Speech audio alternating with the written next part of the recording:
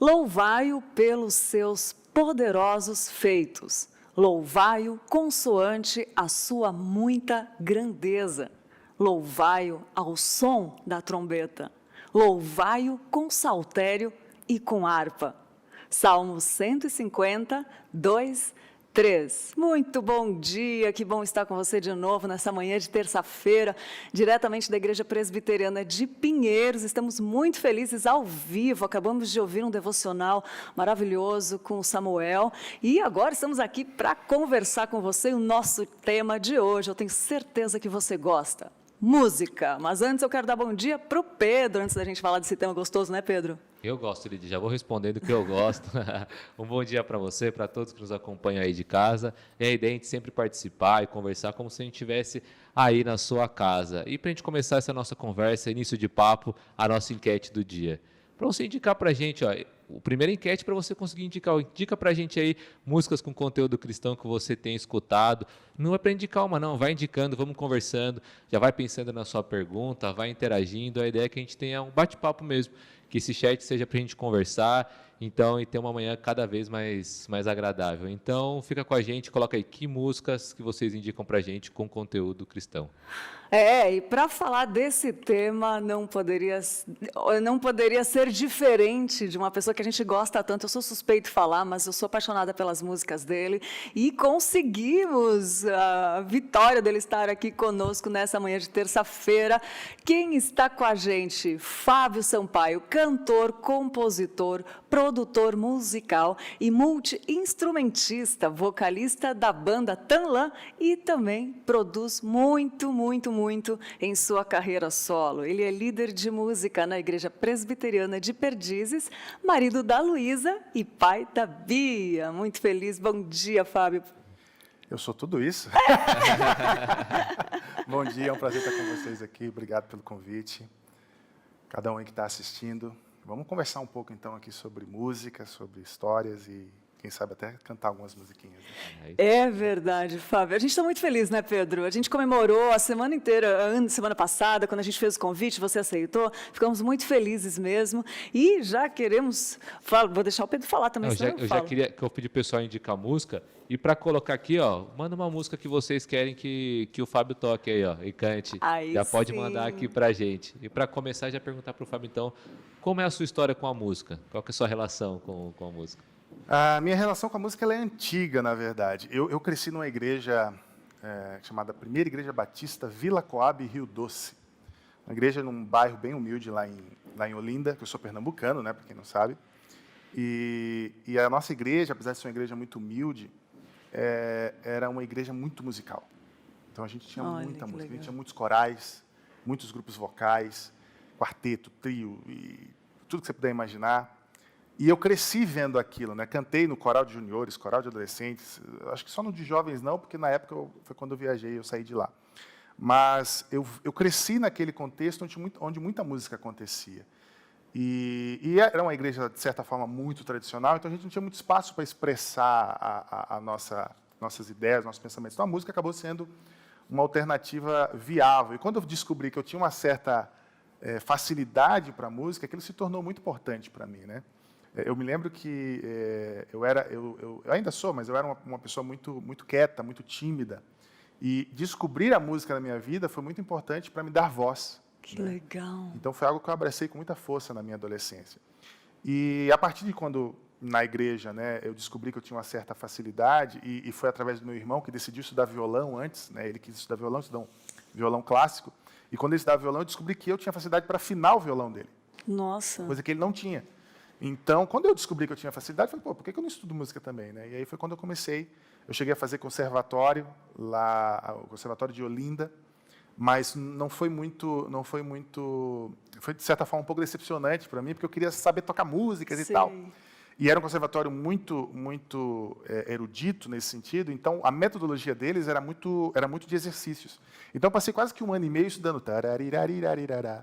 E o instrumento que eu escolhi foi órgão, não foi nem piano. Então, era órgão com pedais e tal. E eu, como não tinha de estudar em casa, aquilo acabou se tornando desinteressante para mim e eu larguei. E o dia que deu o estalo foi quando, olha só, essa história eu gosto de contar. Tinha um pedreiro fazendo uma obra lá na nossa casa, ele estava fazendo sei se era azulejo, eu não estava fazendo alguma coisa na nossa casa lá em Rio Doce. E eu tinha um tecladinho pequenininho, assim, da CCE, que eu não usava para quase nada, assim, porque eu não sabia, né? Eu só fazia aqueles exercícios. E ele viu aquele tecladinho e falou, ele me chamava de Júnior, né? Porque eu sou Júnior na minha família. E, deixa eu ver. Ele pegou o tecladinho e começou a tocar músicas e cantar. E eu fiquei em choque, assim, falei, como assim? Era isso que eu queria aprender no conservatório, nunca aprendi. Nossa. Aí ele falou, aqui, ó, isso aqui é dó, isso aqui. E quando ele falou, eu fiz, pá! Uau. Aí o Marcelo, é o nome dele. O pedreiro foi meu professor mais importante Legal. no meu início musical. E dali foi que realmente eu descobri que deu o start para estudar. Então, quando eu fui morar no Rio Grande do Sul, em 2000, eu fiz faculdade de música e me formei em música. Então, hoje a minha formação acadêmica é em música. E depois eu fui enveredando pela produção, a área de produção de conteúdo, porque eu trabalhei algum tempo em televisão também. E aí fazia trilhas e tudo esse tipo de coisa. Então, a música entrou na minha vida de uma forma muito orgânica, assim, a partir da igreja, das minhas relações na comunidade. E isso é muito bacana, né? Como a gente vê como o nosso convívio dentro das nossas comunidades cristãs afetam o futuro da gente, né?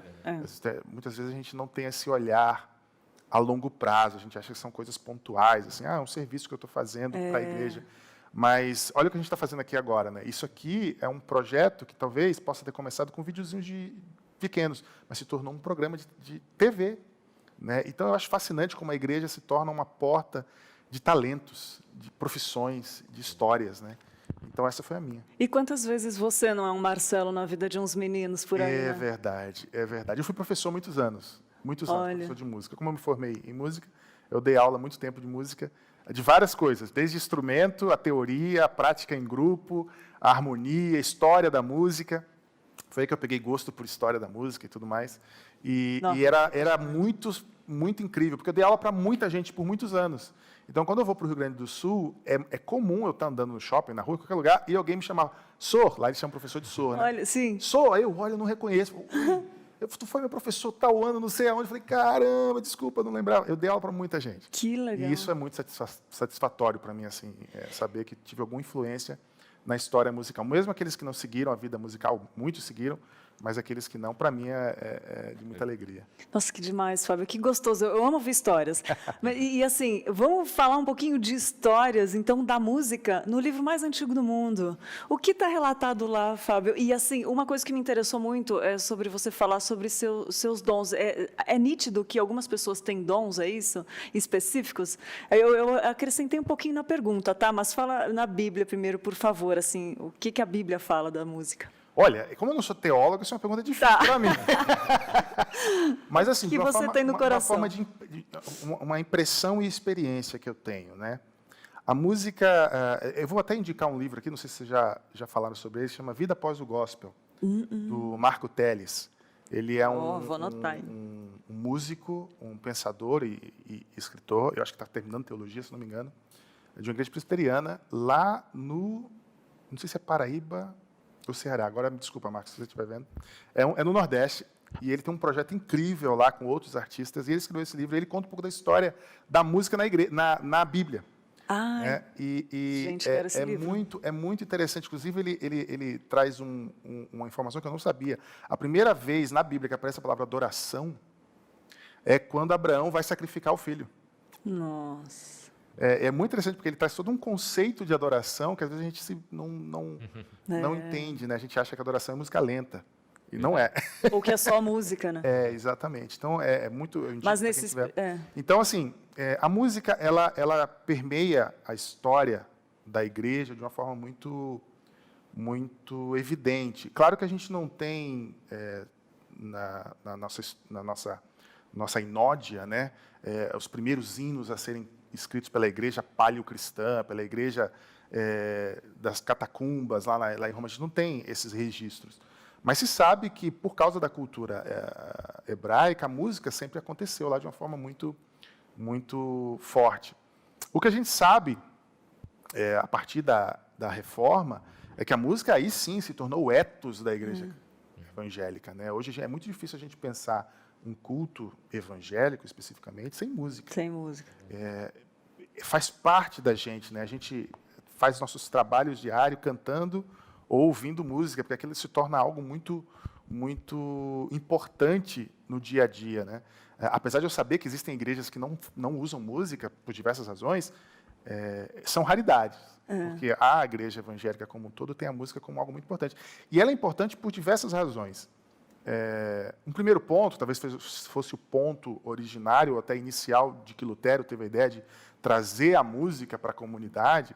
Primeiro porque antes da Reforma, quem cantava ou quem participava da liturgia, ou exercia, ou executava a liturgia, era só o clero, né? A membresia, o povo não participava, eles literalmente assistiam, né? Só assistiam, e geralmente não entendiam nada, porque era tudo em latim, então. Então, quando houve a Reforma, Lutero entendeu que não, o povo precisa cantar, o povo precisa participar. E isso gerou toda uma transformação, porque se ele precisa cantar e precisa participar, ele precisa saber ler. Então, se ele precisa saber ler, a Bíblia tem que estar no nosso idioma. Então, gerou uma... E se ele precisa saber ler, a gente precisa ensinar. Então, criou-se escolas e tudo isso, né? Olha só como uma noção transforma toda uma sociedade. Então, ele entendia que a música tinha um aspecto muito importante didático, ensinar o evangelho, né? Então, era muito comum ele pegar melodias populares e colocar letras cristãs, letras de adoração ou de ensino. Isso era muito comum. E tem alguns textos, eu tenho muitos amigos luteranos, né? Então, eu lembro de um texto de um amigo que escreveu, que para Lutero a música era tão importante que ele dizia assim: eu não aceito professoras que não saibam cantar. Nossa! Isso é fundamental, tem que saber cantar. Então, assim, é muito interessante essa questão da música dentro da igreja evangélica. Só que isso foi se transformando, né? Foi ganhando outras camadas dentro da nossa história. Você pega o início da música evangélica no Brasil, ela tinha um cunho muito evangelístico, muito missionário, né? Então, ou missional, mas não no sentido que a gente usa hoje, talvez. E você pega os primeiros grupos, tipo Vencedores, Logos, tinha muito aquela ideia de uma música para ser cantada na praça, né? Que o cara está passando, ele ouve o evangelho ali de uma forma muito objetiva. E isso foi se transformando de uma forma que hoje a música que mais se produz dentro da igreja é uma música para a igreja. Uma música que alimenta os momentos de louvor, os momentos de canto congregacional. E aí existem várias discussões sobre a qualidade dessa música contemporânea. Mas é interessante você ver essa transição, essa mudança, onde a música inicialmente evangélica no Brasil, ela tinha uma proposta e uma abordagem muito missionária, né? E ela foi migrando para uma abordagem quase que completamente congregacional para dentro da igreja, né? Então, deixo aqui não sei para onde que eu tenho que olhar, vou olhar para frente. Deixo aqui essa pulguinha atrás da sua orelha, né? Como você enxerga a música cristã hoje? Como algo só para o seu próprio consumo? Ou ela também tem, em algum nível de avaliação, um objetivo missionário também? Olha, fica a pergunta aí, estamos refletindo aqui. É uma pergunta difícil para ele, né? Uma história que... É que eu falo demais. Muito bom, a gente está amando, pode falar. E eu já indico, que eu estava escutando esse dia, eu estava falando para o Fábio, que eu descobri só depois que era ele, tem um podcast do Irmão sobre a história da música. Muito legal. Que é muito bom. Ele conta toda a história da música cristã, né, brasileira e tal, é muito legal. E a gente conversou um pouco sobre essa questão da igreja também criar novos músicos, né, fornecer esse espaço para o desenvolvimento. A gente falou sobre... Eu acho muito legal a gente pensar nisso, porque a gente estava conversando até com a Elza quando ela veio esses dias, como algumas... A gente não para pensar, por exemplo, na igreja, desde cedo você tem que falar em público. Isso ajuda você depois no seu trabalho. Certamente. E a igreja hoje, você que está na área da música, pode falar se estou falando besteira. Ela é responsável por quase uma boa parte dos músicos, sim, o início de uma boa parte dos músicos profissionais hoje. Você acha, primeiro, se eu estou falando besteira, e segundo, se hoje a nova geração é mais desinteressada com aprender um instrumento, tocar e tal, e seguir mais essa arte, ou continua a mesma coisa? Eu vou começar pela última parte. A minha sensação é que as novas gerações têm um interesse muito menor em estudar música, né? Você vê muito menos jovens interessados em estudar. E quando tocam, são interessados, não é com a intensidade que a minha geração, por exemplo, tinha quando estudava. A gente também não tinha tantas distrações na nossa época, né? Hoje Acho que foi o Pedro que comentou outro dia, todo menino queria ter uma banda, hoje você todo não vê mundo mais queria ter uma isso. banda. E era difícil aprender. Né? Então, aprender era um desafio. Era um desafio. É muito engraçado que, na minha época, por exemplo, o meu irmão começou, depois do violão, ele foi estudar guitarra. E ele queria ser guitarrista virtuoso. Então, ele estudava aquelas coisas de escala, legal. solo, e tá. Era muito difícil conseguir material. Então, a gente descobriu um amigo, não sei aonde, que tinha uma videoaula. Aí tinha que ir lá e negociar com o cara para ele liberar, para a gente fazer uma cópia da videoaula, porque era difícil. A coisa era tão complexa que chegou no nível que o meu irmão me trocou com uma videoaula. Porque eu era baixista. E tinha um cara que era guitarrista, e ele tinha uma videoaula importante lá, que meu irmão queria, não sei do que era exatamente. E aí ele fez um negócio assim, olha, você me empresta a videoaula e eu empresto meu irmão para tocar baixo comigo num evento aí. Muito bom. E aí eu fui tocar baixo, porque quando eu descobri era um culto de uma igreja católica. Era uma missa. Eu fui trocado para tocar numa missa. Então, para ver como era complicado, era difícil conseguir material naquela época. E a gente se dedicava, passava horas estudando, e horas a fio. Eu me lembro do meu irmão passar a noite, aquela guitarra desplugada lá, fazendo barulho. Então, era difícil para a gente aprender as coisas. Sim. E tinha, então, um aspecto de desafio. Essa geração de agora talvez enxergue o aprendizado da música como algo fácil. Acho que tá porque tudo você assim, né, digita também. no YouTube e tem 1 milhão de aulas. Né? Então, você, às vezes, não sabe nem por onde começar, de tanto conteúdo que tem. Então, a sensação que eu tenho é que a gente tem uma geração menos interessada agora. O que eu lamento, porque vai acabar gerando, talvez, uma geração menos produtiva de música, né? Não sei como é que vai ser a história que vai contar isso. Sim. Mas aí você falou sobre a igreja produzir música, produzir músicos, né? Sem dúvida, se você pensar na música sertaneja, por exemplo, uma grande parte dos músicos que sustentam os artistas, né, que tocam para os artistas, são de origem evangélica. Isso eu não saberia dar a proporção, mas pelo que a gente conversa e tem informação da estrada, muitos músicos do mercado, que hoje é um dos mercados que mais fomentam a música no Brasil, ou que mais giram a indústria musical brasileira, que é o sertanejo, muitos músicos são evangélicos, saíram da igreja. Porque, primeiro... E fora também grandes nomes, né? Sem dúvida. Por quê? Primeiro porque eles têm essa escola, né, que é a igreja, onde eles têm que aprender a tocar rápido, às vezes não tem ensaio, então eles têm que aprender a executar algo sem se preparar muito. Então, o improviso é algo muito desenvolvido na gente. Para dar um exemplo, a minha banda Tanlan, nós éramos a banda da nossa igreja, da primeira igreja batista de Porto Alegre. E éramos a Tanlan, somos a Tanlan, né? Então, chegou num período da nossa história, e a gente, por exemplo, está vivendo isso agora, que a gente não ensaia mais. Sim. Porque a gente já tem uma intimidade tão grande que a gente se olha e sabe o que o outro quer. Então, essa habilidade musical que a gente adquire na igreja, ela é muito rica, né? Muito rica.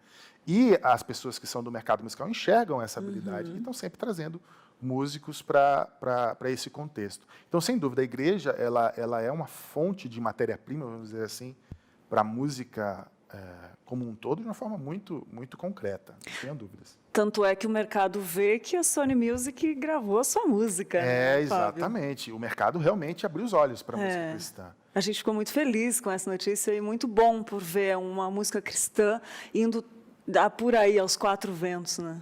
A Sony, ela decidiu embarcar na música cristã em 2010.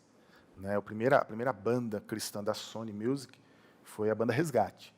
Né? E a partir de então, se tornou um projeto realmente de relevância na indústria brasileira. Em 2012, a Tanlan foi para a Sony Music. Né? E em 2016, quando eu decidi lançar meu projeto solo, a Sony quis lançar também. Então, eu me tornei um artista duplo dentro da gravadora. Né? Ai, que a Tanlan e o projeto solo. Desde 2020, na virada do ano, teve algumas modificações dentro da política da empresa, da gravadora, e aí a Tanlan saiu da Sony Music e eu continuei. Então, hoje, eu sozinho sou da Sony Music, a Tanlan está na Flora Music, que é uma gravadora, um selo do Dani Aguiar, abraço, Dani. É muito bacana, um selo muito profissional, e estamos nos preparando para lançar material novo em breve. Estamos aqui de olho eu fico muito feliz, né, de poder ter um projeto meu, porque eu sei que a minha música não é aquela música de mainstream, não é aquela música que é a que mais toca, que é a que o povo mais ouve. E eu fico muito honrado em ter um espaço, uma plataforma como a Sony Music, acreditando no meu trabalho, mesmo sendo um trabalho de nicho, que aceita trabalhar com a minha música. Então, eu fico muito feliz, muito feliz. Nossa, nós ficamos, né? Porque é uma música muito boa, né? Eu sou suspeito em falar, mas, ô Pedro, tem uma coisa que eu tô vendo vários comentários aí, é isso? O pessoal tá colocando aqui, ó, as músicas, a Glaucia falou, tema maravilhoso hoje, a Delva mandou bom dia, graça e paz, a Wanda também tá sempre com a gente, mandou bom dia, ó. Músicas que o pessoal indicou aqui, ó, Lapidação, da Adoração Central, tem uma aqui que eu tinha visto do Baruch, Quanto Amor. Eu gosto do Grupo Logos, a Ruth Sobrinho falou, como o Fábio estava contando um pouco da história, né? Fábio, eu queria saber, então, o papel dos mais experientes, não estou chamando você de velho, tá? Mais experientes. Fiz 40 domingos. Parabéns! Parabéns, já, é verdade! Né? Feliz Já aniversário! não tenho mais quase cabelo aqui. Que legal, eba! É experiência. Qual que é o papel, então, dos mais experientes com os mais novos ou inexperientes que estão chegando no cenário? Eu participei de um podcast do pessoal do IACA, do Renato Marioni, junto com o Vavá Rodrigues e o Cris Batistian, que era do Filhos do Homem.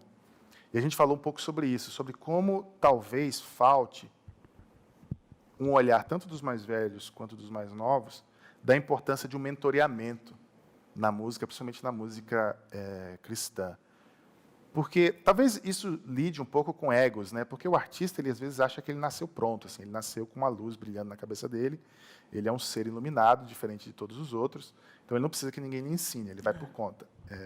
E talvez na sua produção musical, no seu ímpeto artístico, ele realmente tem que ter essa liberdade. Mas quando a gente pensa num contexto da igreja, o discipulado ele é fundamental, né? Então, você caminhar com alguém, ter alguém com quem prestar contas, ter alguém com quem debater suas angústias e frustrações a partir de uma perspectiva do Evangelho, é fundamental para evitar problemas futuros, né?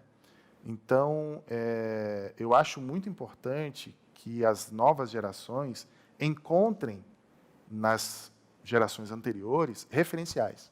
Mas não referenciais platônicos, assim, inalcançáveis, mas um referencial próximo, alguém com quem você possa realmente se relacionar e possa trocar experiências com ele, né? Inclusive para evitar erros, porque os mais velhos já cometeram erros que eles não precisam cometer. Né? Então, na história da Tanlan, por exemplo, a gente sabe de várias bandas que têm a Tanlan como referência de banda. A gente quer ser como a Tanlan. E aí eu sempre digo isso, cara, conversa com a gente, pode vir, eu tô aberto, porque eu não quero que vocês cometam os erros que a gente cometeu. Que legal. Porque não tem porquê, não faz sentido, a gente quer que a coisa vá para frente. Então, sem dúvida, essa relação dos novos artistas, e eu uso artistas porque eu entendo que a música cristã ela é também composta por artistas, não só artistas, mas também por artistas. Não só a música, mas a produção multimídia como um todo tem que ter esse olhar artístico, né, olhar estético. Isso que vocês estão vendo aqui, não foi jogado aqui, alguém pensou esteticamente nesse cenário. Então, eu acho fundamental que nós, como igreja, tenhamos essa sensibilidade para a estética. Eu vou usar o termo estético agora. Porque música, no fim das contas, é linguagem. Né? E quando a gente não entende que estilos musicais representam geracionalmente linguagens, a gente fica preso numa linguagem que só comunica com determinada geração.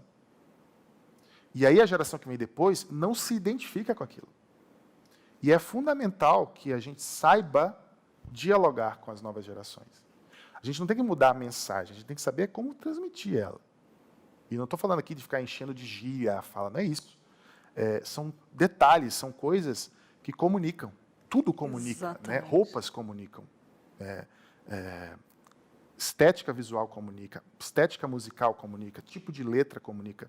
Tudo isso é comunicação. E a gente precisa saber, nós como igreja, precisamos aprender a usar a linguagem como uma forma efetiva de transmitir a mensagem. Né? Isso aconteceu na história da igreja.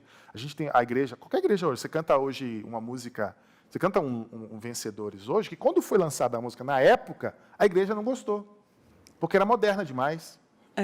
Tem um cantor, infelizmente já faleceu, que é o Luiz de Carvalho, que ele, quando lançou o disco dele em 58, se eu não me engano, ele gravou violão.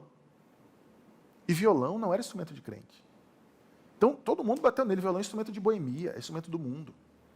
E olha como foi importante ele ter iniciado isso. Utilizar uma linguagem da época dele, sofreu uma grande resistência, Mas hoje ninguém questiona mais, hoje é uma coisa natural, porque é linguagem. Hoje, essa geração de agora acha normal. Então tem coisas que vão surgir agora, que essa geração de agora vai achar horrível. Mas é a linguagem que vai comunicar com a próxima geração. É verdade. Isso não quer dizer que a gente tem que ser acrítico. A gente não pode ser acrítico.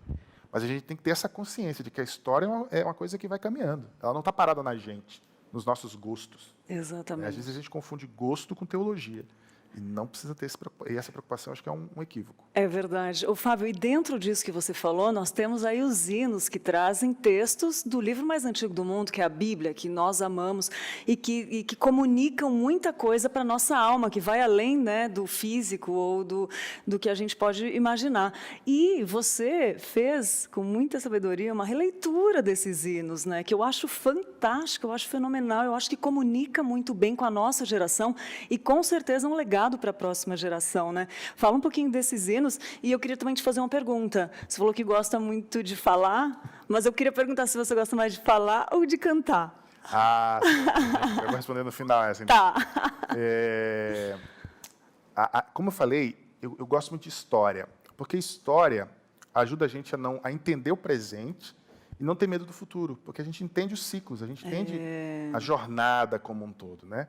E na área da música, dentro do contexto de igreja, a gente percebe que a música ela tem uma relação sempre conflitante. A gente sempre vê uma tensãozinha quando a gente fala de música e igreja. Ou a tensão existe por causa dos músicos da igreja, a pessoa fala, porque música de igreja é complicado. Então, existe uma tensão ali, né? Ou é porque um estilo é bem visto ou mal visto, ou a novidade produz uma reação de contraposição, uma reação de repulsa. Então, a música, apesar de ser algo muito importante para a igreja, ela está sempre em volta de tensão. Sempre tem uma tensão dentro do contexto da igreja. Então, isso me chamou a atenção e eu comecei a pesquisar. Então, quando, por exemplo, descobri essa história do Luiz de Carvalho, minha cabeça explodiu. Eu falei, caramba, não é dos anos 80 com a bateria que existe o problema. Entendeu? Isso é um problema histórico dentro da igreja. Né? E aí eu fui começar a tentar entender um pouco mais desses ciclos. Né? E quando você entende como esses ciclos acontecem, você conhece a história, entende de onde você veio, você compreende por que você está agora vivendo o que você está vivendo, e você não tem medo do que vem depois, porque você já entendeu tudo. Né? E a partir desse olhar, de entender a história, eu fui vendo que existiam vários tesouros na história do cancioneiro evangélico brasileiro, que por diversas razões ou estavam se perdendo, ou estavam apenas sendo repetidos de uma forma que foi escrito, daquele mesmo jeito, daquela mesma estética. O que não é ruim por si só, porque a igreja é um organismo vivo. Se é um organismo vivo, é um organismo histórico. Né? Então, é importante que a gente aborde a nossa história.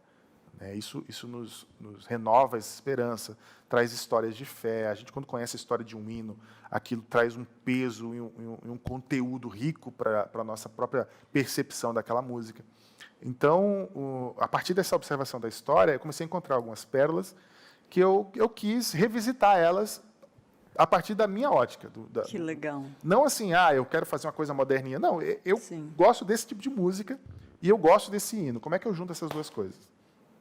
Então, eu comecei a fazer algumas releituras. Eu comecei com clássicos do canto, não hinos especificamente, mas com corinhos, né, como a gente chamava os corinhos. Eu comecei com corinhos lá da década de 80 e 70, e depois eu fiz alguns hinos. Eu não cheguei a gravar oficialmente todos eles, mas eu tenho algumas gravações oficiais de algumas canções. E eu achei muito interessante, porque nos anos 90, principalmente, até nos anos 2000, todo mundo achava que para deixar um hino moderno era para transformar ele em rock. Eu acho isso piegas pra caramba. Também. Ou então vai em blues. Ai, falei. Faz sentido. Sabe? Então, assim, isso me incomodava pra caramba. Por que tem que pegar um hino antigo? Tem que ser rock para ser moderno, né? E um rock, e é mais engraçado, pega um hino antigo e transforma num rock da década de 70.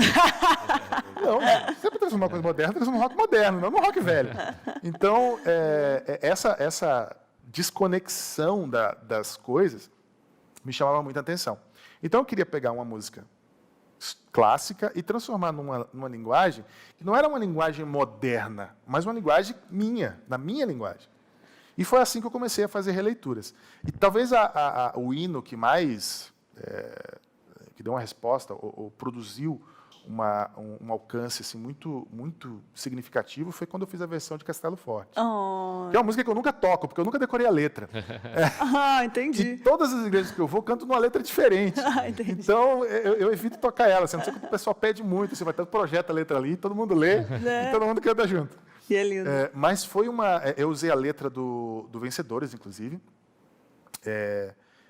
E foi assim uma resposta gigantesca, porque eu lancei um ano antes da gente completar 500 anos da reforma. Nossa, que top. Então, assim, deu uma resposta, um engajamento das pessoas que foi gigantesca. Assim. Eu acho que ainda hoje, eu não tenho certeza, mas eu acho que ainda hoje é uma das versões em português de Castelo Forte mais ouvidas no Spotify, por exemplo, né?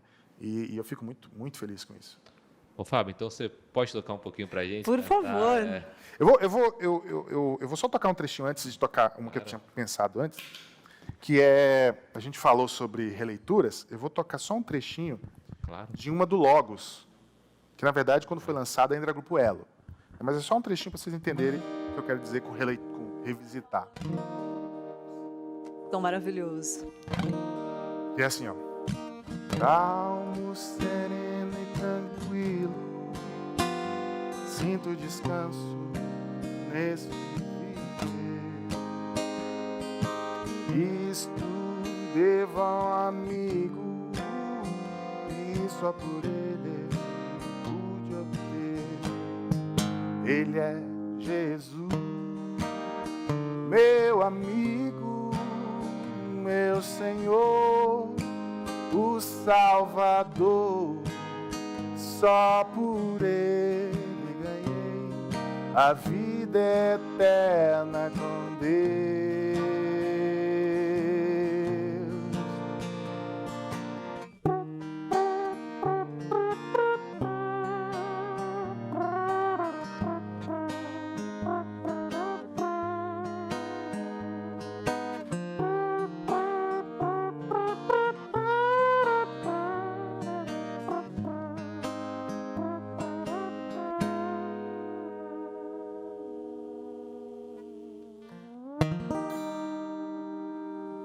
Então, é uma releitura.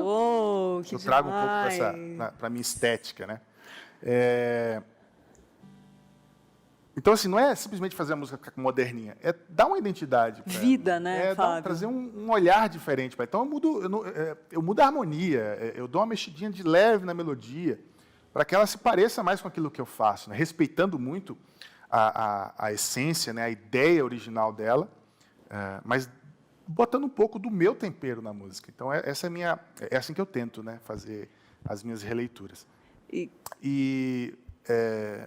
Eu queria tocar uma outra agora, que a gente conversou antes, ou vocês querem falar alguma coisa antes? Não, eu ia pedir mais uma. Eu ia abrir a boca para pedir mais uma. Essa música eu escrevi para a nossa igreja aqui em São Paulo, a IP Perdizes. E foi a primeira música que eu compus para a nossa igreja. Ela nasceu de uma conversa que eu tive com o Robson. Nas primeiras conversas, quando a gente ainda estava discutindo se eu ia vir mesmo para o projeto da plantação ou não, e a gente estava falando sobre o paradoxo do Evangelho, sobre como essa beleza poética mesmo, né, de que a morte traz vida, a dor traz alento, né, a lágrima traz consolo. E a partir dessa conversa nasceu essa música que se chama Nome Sobre Todo Nome. Nossa, é linda, gente. Que está no nosso EP, né? Quem quiser ouvir depois a versão oficial, é só procurar Louvor PDZS, PDZS de Perdizes, está em todas as plataformas, Spotify, Deezer, YouTube, onde você quiser, você acha Nome Sobre Todo Nome. Louvor PDZS. Sangrou pra me estancar, chorou pra me acalmar, perdeu pra que eu pudesse ganhar,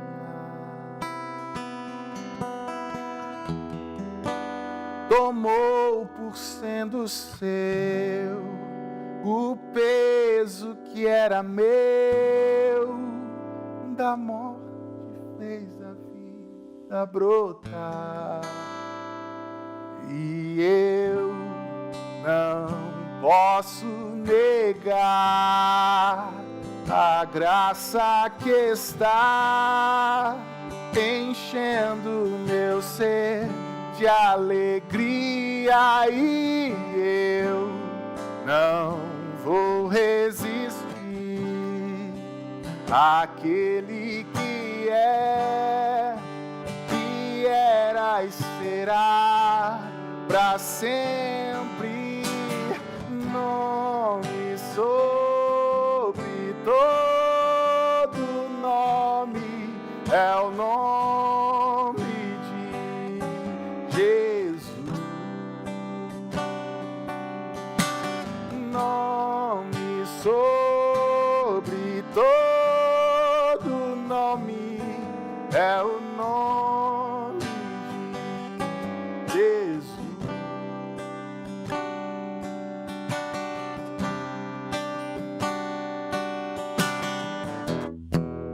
Sangrou pra me estancar, chorou pra me acalmar, perdeu pra que eu pudesse ganhar,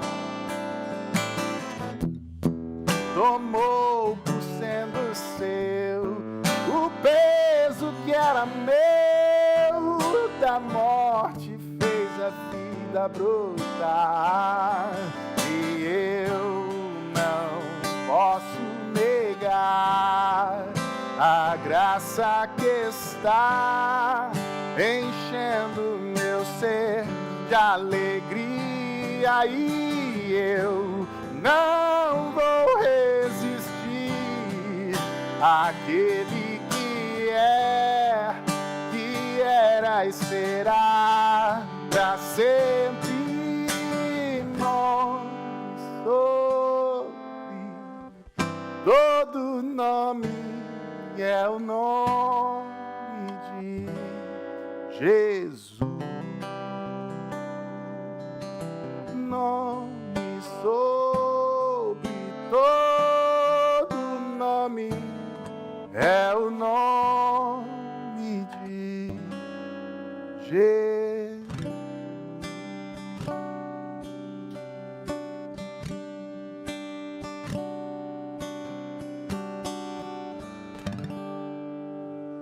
Que bênção, gente. Até calmei aqui, eu que sou acelerada. Fala, que isso? Que presente de Deus poder adorá-lo, ele, junto com você aí, né, gente? Que música. Fala sério, fala aqui nos comentários se você gostou, depois procura lá IP Perdizes, que tem um monte de músicas do Fábio lá. E, Fábio, seria muito abuso da minha parte eu pedir um trechinho do Eu Abro Mão, que é a dica de música de hoje, que eu dei um spoiler aqui do Dica de Música, que tem a Rádio Pinheiros e toca na Rádio Pinheiros, gente. Então, baixa o aplicativo lá, que essa música tá tocando lá. Essa música, Eu Abro Mão, eu escrevi ela no ano passado. A gente estava fazendo uma série lá na igreja, o Robson estava desenvolvendo uma série em Gálatas, que se chamava Perdendo a Religiosidade, ou Vencendo a Religiosidade, eu não lembro agora exatamente o termo lá, mas era sobre vencer a religiosidade. E a partir dessa série, eu escrevi essa canção e ela é construída numa estrutura de oração, porque ela começa com um desejo sincero, eu quero conhecer a Deus. E no processo da oração, da declamação da poesia, o declamante, né, percebe que, na verdade, tudo que ele tem feito ou se esforçado por fazer diz muito mais sobre o seu coração auto-idólatra. Porque ele quer merecer esse amor, ele quer alcançar Deus pelas suas próprias forças. Né? E talvez a frase mais significativa da canção é quando diz que eu fiz os meus rituais para tentar te alcançar, mas no fim o que eu encontrei foi o meu próprio altar. Então essa música para mim ela é muito significativa e eu lancei ela em junho numa versão voz e violão pela Sony Music, que era a Sony Music Live que a gente gravou lá no AMB, no galpão vazio, foi muito bacana. E aí eu lancei uma versão agora de estúdio, produzida e tudo mais. O que foi uma experiência muito significativa para mim, porque foi a primeira vez na minha história que eu chamei um produtor para produzir a música para mim. Nossa! E como a música se chama Eu Abro Mão, no meu projeto solo, eu sempre fiz tudo. Eu gravava os instrumentos, eu mixava, masterizava, criava a arte do álbum, eu fazia tudo. E aí eu falei, não, Essa música precisa ter uma experiência diferente. E como foi? Foi assustador. Ai, Foi- demais.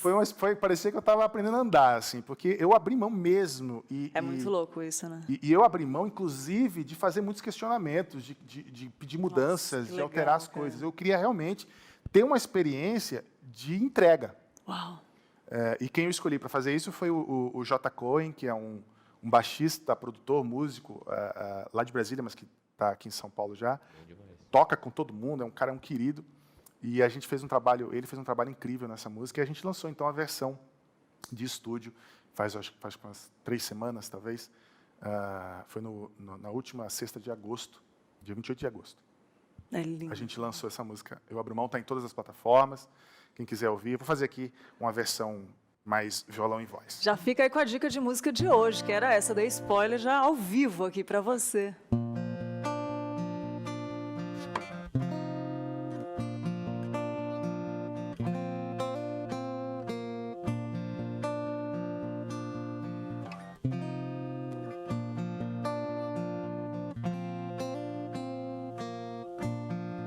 Quero conhecer-te mais, mergulhar em tua paz, caminhar teus passos, desvendar teus traços,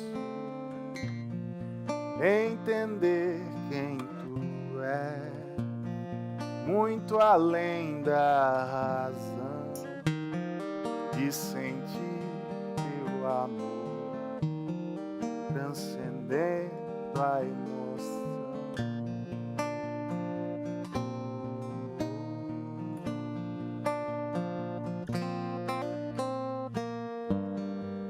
Tudo que eu pensei saber, tudo que eu tentei ser, perdido em tradições e vãs repetições, fiz meus rituais pra te alcançar. Tudo que encontrei foi eu mesmo em meu altar, e o teu amor me resgatou em meio à minha confusão, e tua palavra me ensinou a andar em tua direção. Eu abro mão dos meus conceitos, meus defeitos, deixo aos pés da cruz. Quero viver tua verdade, liberdade que só há em ti.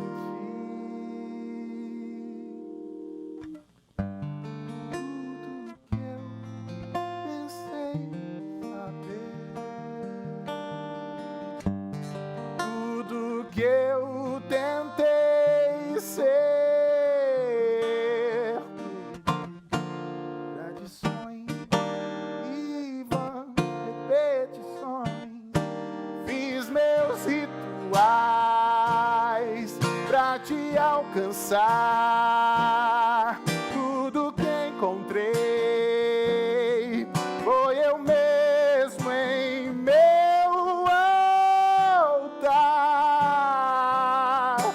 e o teu amor me resgatou em meio à minha confusão, e tua palavra me ensinou a andar em tua direção.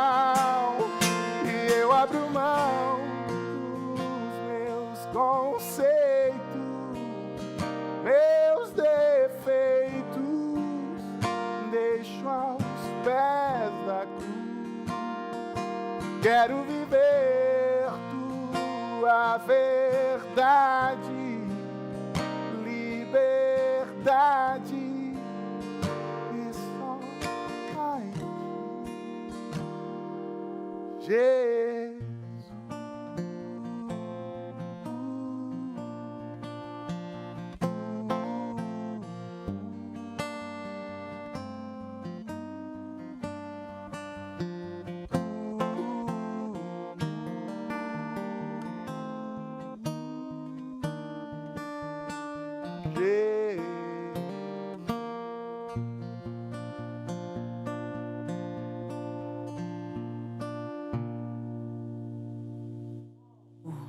Eu abro mão. Que música linda, Fábio. É impressionante como a música, ela parece que faz a gente entrar na onda dela, né? Assim, na frequência dela e te leva a uma adoração, te leva lá para o terceiro céu, né? Que coisa linda, Fábio. Que coisa linda. Fala, Pedro, senão eu tô emocionada. Não, o pessoal aqui também gostou bastante. A Rita Dica falou, amo música, amo louvores. A Letícia falou, show de glória. E o pessoal a Sônia também colocou que música linda. Não tinha jeito melhor da gente terminar o nosso papo hoje. Tão legal que dá vontade de a gente ficar conversando. Podia ter um programa, uma MPP de 2 horas. Pois é, né? Nossa, aí junta a música, é muito bom, muito legal. Tem muito papo ainda. Já fica um convite para uma próxima oportunidade. Por favor. Por favor, será um prazer. Ai, Já viu que eu falo pra caramba. Obrigada, Fábio. Nossa, a gente está muito feliz com você aqui, Fábio, de verdade. Não dá para conter, né? A gente consegue expressar nossa felicidade, nossa alegria, que seja o primeiro de muitos. E obrigada por ter nos levado a uma adoração genuína ao Senhor nessa manhã com a música que Ele te usou para fazer, Fábio. Eu creio que é muito maior do que você mesmo pode imaginar o que Ele faz através da sua vida e que Ele continue te usando para adorar o Senhor aonde você for. E obrigada por dividir com a gente essa manhã, essa adoração. Eu que agradeço pelo convite, pela oportunidade de estar aqui, de contar um pouco da minha história, de talvez inspirar pessoas a pensar talvez esse caminho da música, que é um caminho tão bonito, não é um caminho fácil, mas é um caminho tão cheio de significado. Isso que você falou, eu queria reverberar. É muito incrível quando a gente escreve uma música sozinho, porque eu, particularmente, escrevo muito sozinho. É um processo solitário, vamos dizer assim. E quando a gente vê que essa canção que nasce no nosso coração encontra reverberação em outros corações. A música que um dia foi minha, hoje não é mais. Hoje é de quem a ouve, hoje é de quem a ressignifica. E isso é uma coisa linda demais, que só quem tem o privilégio, a oportunidade de criar, de compor, experimenta. Então, obrigado. Foi muito gostoso, foi um privilégio estar com vocês aqui. Bom demais. Fábio, até logo, tá? Porque eu espero você num outro programa. Já está feito convite, pode ser? Certamente. Nossa, muito obrigada, de todo coração, Fábio. Estamos junto aí, obrigada mesmo. E, gente, eu vou falar uma coisa para vocês. Hoje começa a conferência pastoral, a primeira conferência pastoral para a mulher. E a Tainá vai nos trazer mais informações sobre essa conferência que está imperdível. Mulheres, prestem atenção que você não pode perder essa conferência.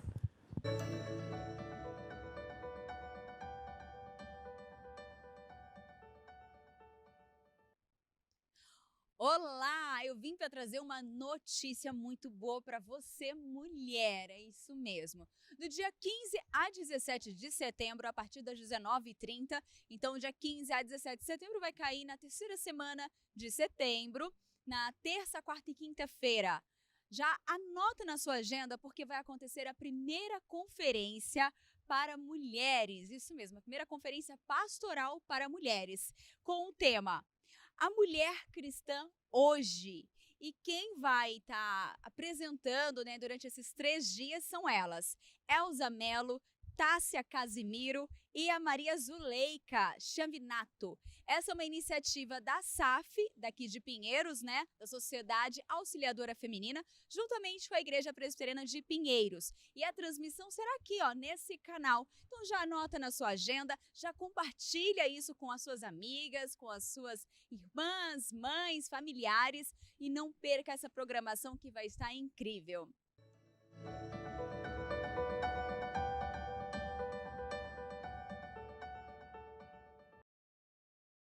imperdível. Começa hoje, às 19h30, a Tainá já vai estar lá, diretamente com vocês, lendo seus comentários, fazendo essa interação com você e com as mulheres, assuntos que vão edificar muito a sua vida. Então, bota aí para despertar hoje à noite, às 19h30, ao vivo, aqui da Igreja Presbiteriana de Pinheiros. E, Pedro, temos mais coisas por aí, né? Tem mais coisa por aí. Tem o nosso queridíssimo Dá um Google. Antes de tudo, roda a vinheta, por favor, produção. Vai rodar a vinheta. É a melhor vinheta, você viu? Vocês não viram? É porque a minha vinheta é muito rápida. Você piscou, a vinheta já passou, mas já fica na sua cabeça aí. O nosso queridíssimo Dá um Google, a gente pega as informações, o que o pessoal está procurando, o que está sendo mais repetido na internet, no Google. E de hoje foi, primeiro, WhatsApp Web. Por quê? Primeiro, porque todo mundo, quando chega no trabalho, coloca lá o WhatsApp Web para entrar.